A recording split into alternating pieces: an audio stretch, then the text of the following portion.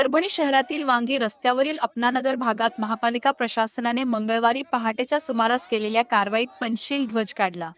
Bharat Ratna doctor Babasaheb Ambedkar यांची जयंती जवळ आलेली असताना मनपा प्रशासनाने केलेल्या या कारवाईचा लॉंग मार्च संघर्ष समिती परभणीच्या वतीने तीव्र निषेध व्यक्त करण्यात आला। तसेच या विरोधात बुधवारी मनपा परिसरात तीव्र आंदोलन करण्यात आले। यावेळी आयुक्त नितीन नार्वेकर यांच्या विरोधात जोरदार घोषणाबाजी करण्यात आली। कॅमेरामन राहुल धबालेसह सुधीर बोर्डे, परभणी।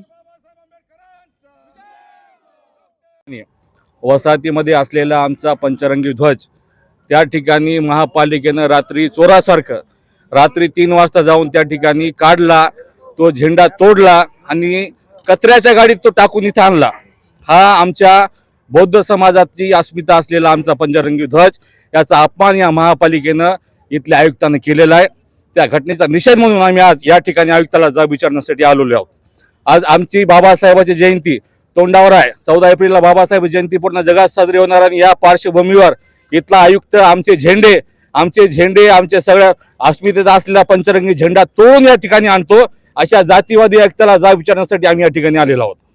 नेमकं आयुक्ताला काय मागणी असणार आहे?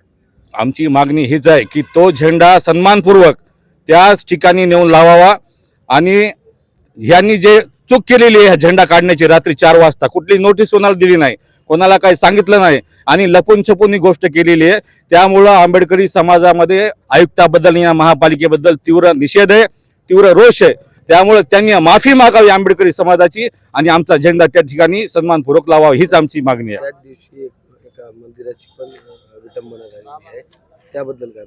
आम्हाला त्या ठिकाणी मंदिर होतं, त्यांनी मंदिरही लावावं आणि ज्या ठिकाणी बाजूला आमचा झेंडा होता त्या ठिकाणी झेंडाही लावावा। आमचा कोणाशी आम्हाला विरोध नाही, पण आम्हाला आमचा झेंडा, आमची अस्मिता असलेला आमचा झेंडा त्या ठिकाणी लागला पाहिजे। अन्यथा या महापालिकेवर हल्लाबोल करून ह्या आयुक्ताला काळं फासल्याशिवाय आम्ही शांत बसणार नाही।